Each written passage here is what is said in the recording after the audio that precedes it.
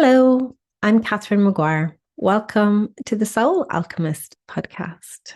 If you are on a journey of personal growth and you are looking for a weekly infusion of inspiration, you are in the right place. Welcome, welcome.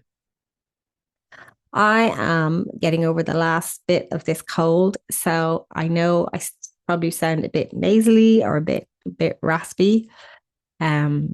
I apologize, but I am feeling so much better. I am feeling so much better. Oh my goodness, that was quite the week. That was quite the week. It was intense. I feel like I've had a very physical and energetic purge, but I'm really in a lovely space in myself today, even though I felt it might sound a bit congested. So please bear with me. Please bear with me. I wanted to talk to you about something lovely today. And probably because I'm feeling a little softer in myself today after my cold, I wanted to share this with you because I really feel it's important.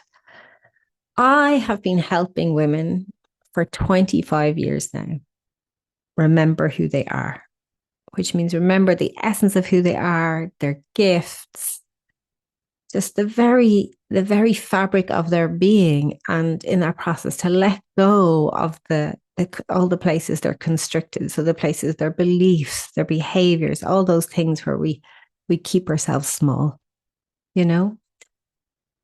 And in those 25 years, there is one thing I have learned, and I see time and time again, and I've seen time and time again in my own life, which is this. Our soul, our being, is always asking us to be ourself. You might go, well, of course, Catherine, that's obvious. But I really want to explain that because in its simplicity, we can actually miss out what that means.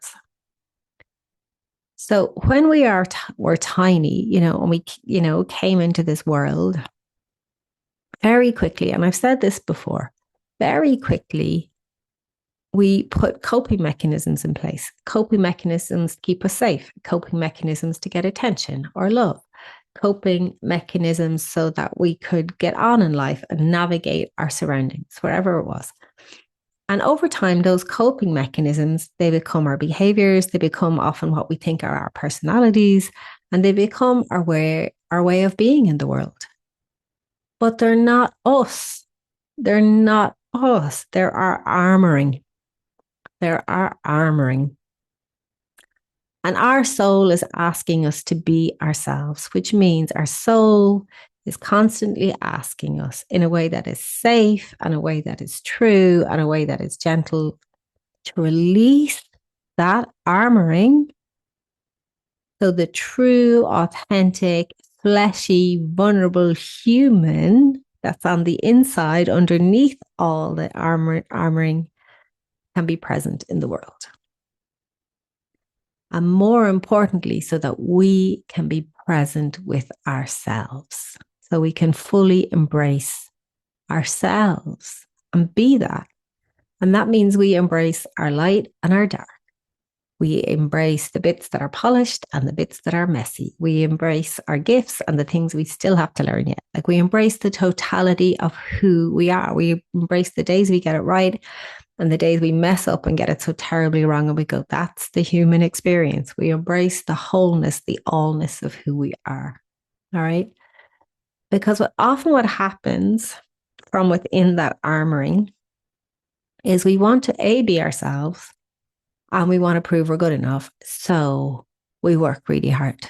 We force, we strive, we push, we hustle, we reach. And that's okay. That's okay if you're 15. It's okay when you're 25. It may even be okay when you're 35. You may still have the energy. But at some point, you will run out of road. You will run out of the physical, emotional, and mental resources to keep that show on the road. And you'll kind of sit there like a bashed, a bashed soldier, a bashed knight in your bashed armor with your helmet by your side going, what the absolute hell was all that about? And this armoring that I've built up is really heavy and it's giving me welts. And the other thing is it's keeping everything you want out. The life, the friendships, the partner, the romantic relationships, the abundance, the joy, whatever it is, it's keeping all your fleshy humanness in, but it's also keeping everything you want out. So what do? You do what you think is the only way forward, which is you put your helmet back on, you stand up, put some WD-40, put some oil on the rusty, tight, clanky bits of your armour, and you go again. You force and you strive and you push and you hustle and you go some more until you really run out of road. And that's where we burn out. That's where we have mental breakdowns. That's where we go into depression. That's where we do all those things until your being goes, I have nothing left. I have absolutely nothing left. I've done the only thing I thought I had to do, I knew to do, I was told to do, which is force, push, strive. And I'm done. And that point is really, really scary. That's dissolution. It's really, really scary. So if you're in the forcing, pushing, striving cycle, and there's nothing wrong with that, there's absolutely nothing wrong. Part of that is part of our growth. Part of it, like I say, if you're 15 or 25, it's exactly where you're meant to be because it's part of that energy of like stepping out into the world. It's a yang energy. But if you're still doing it at past 35, 45, and definitely at 55, I can honestly bet you're feeling it and it's not good. It's not good, but you don't know what else to do. And that's scary. Maybe it's like, yeah, but I have to pay my bills or I have to look after my family or, well, I can't stop. I just can't they'll repossess my house, whatever it is. Or I just don't know, like, who am I without this identity? So, I appreciate that's really scary, but I'm going to give you another way today. Okay. And it's this. Our being, our soul, the universe, whatever name you want to put on that, is always asking us to soften and surrender into who we truly are. And that's alien territory for most of us. The softening, the surrendering, the letting go. That is a yin energy. It's a feminine energy. It's the softer energy of becoming. And if you're mid-30s or after that, that's most likely what's been asked of you, to gently dissolve the armor, expose the vulnerability of who you are, and engage with yourself and life from there. So I want you to sit with that for a moment and see how that feels. Maybe that feels really uncomfortable. And that's okay because that tells you something really important. It tells you you're actually at the point, but you're nervous. And that's okay. You don't know how. Maybe there's a part of you going, oh yeah, I felt that. I've really felt that, but I have no earthly idea how to do it. All I know is the armor. Maybe there's a part of you going, to hell with Catherine, I'm out of here. I'm putting on my armor. I'm getting on my horse. I'm going. And that's okay. If that's where you're at, go for it. Absolutely go for it. And further down the road, when you're tired and beat up, come back around to me. No problem at all. No judgment. Go for it. So where are you when I say that about the letting go of the armoring and surrendering into the vulnerability and to the essence of who you are? Because when we get to that point, this is where we embrace ourselves. This is where we actually can embrace ourselves. This is where we can embody the fullness of who we are. And here's the juicy bit. It's from here that we blossom. This is where we blossom. I want to tell you a story. Not really a story, more of a metaphor.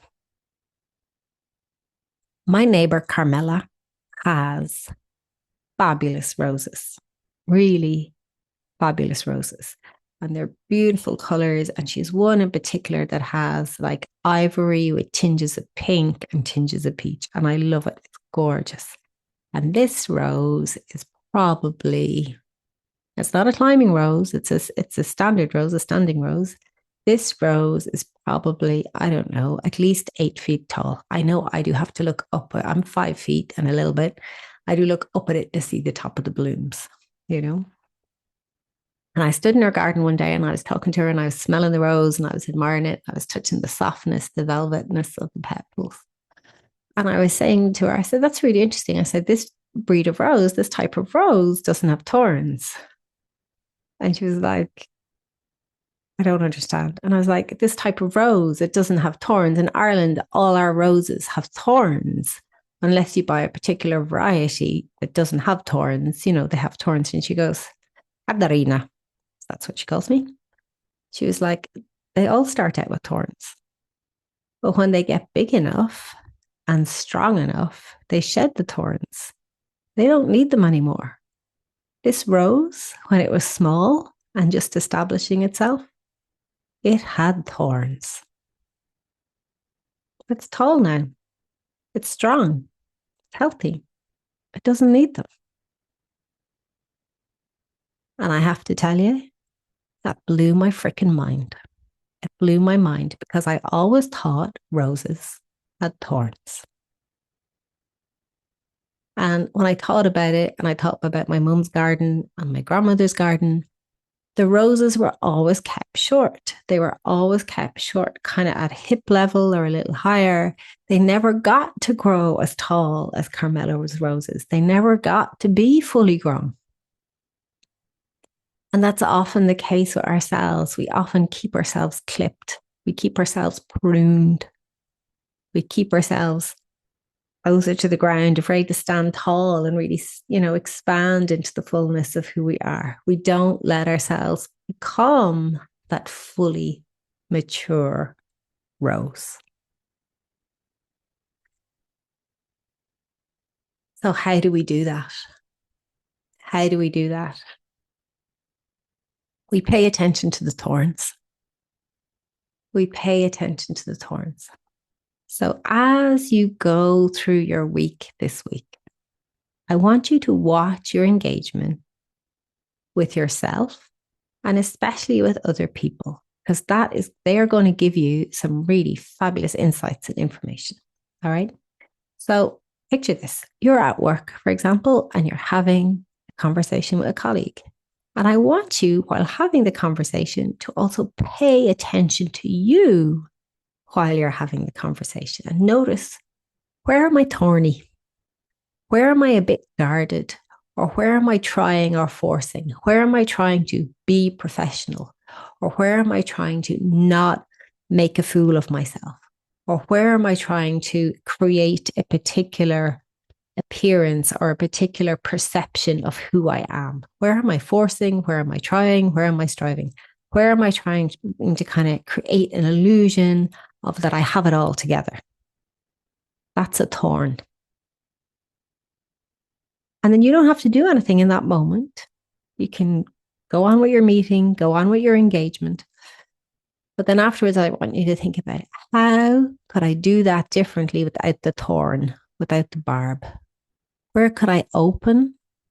Where could I soften? Where could I maybe allow myself to be a bit more seen in my vulnerability? Maybe you're not that professional. Maybe you don't have it all together. So what? So what if you look like a fool? So what? How would that be? And sit with that. And keep watching those engagements. Maybe you're out on a date and you're like, I'm trying to be all whatever all is. I'm trying to be all sultry. I'm trying to be all sexy. I'm trying to be all not needy, whatever it is. I want you to watch. Watch out for the thorns. Where are your defenses in? Where is the armoring? And then ask yourself, how could I soften? How could I open a little? How could I let a little of the fleshiness of who I am be truly seen?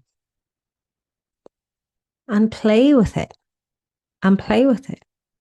Maybe it looks like when you go into a meeting, you have to have all the answers, all T's crossed, I's dotted. And it's like, what if you went into the meeting and went, do you know, lads, I actually don't have the answer to this. This is where I'm at on the project. What do you think? How would that be? Because that actually allows you to be open and for other people to meet you in that space.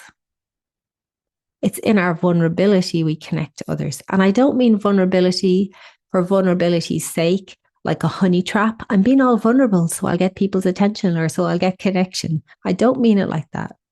I mean it the places where we're guarded and thorny.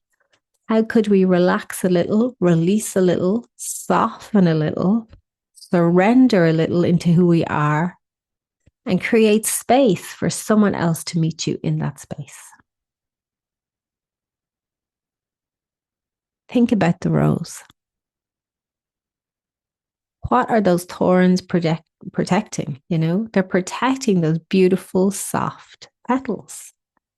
Why? Because the petals inside the petal are actually where, you know, the reproductive part of the rose is. When the petals fall, it becomes a rose hip. And that rose hip is all the seeds that have the potentiality to be another rose. So we're protecting ourselves. We're protecting the very essence of ourselves by having thorns. And again, there's nothing wrong with that. But what if we're overprotecting? What if we're overprotecting our softness and we never actually allow ourselves to fully grow and to fully bloom and to fully blossom into the beautiful, expansive, you know, colorful, fragrant, radiant rose that we actually are? And when we get to that point, we don't need the thorns. We have discernment. We have life lessons well learned. And we're comfortable in the essence of our skin, in our being, in who we are. So that's what I want to leave you with today.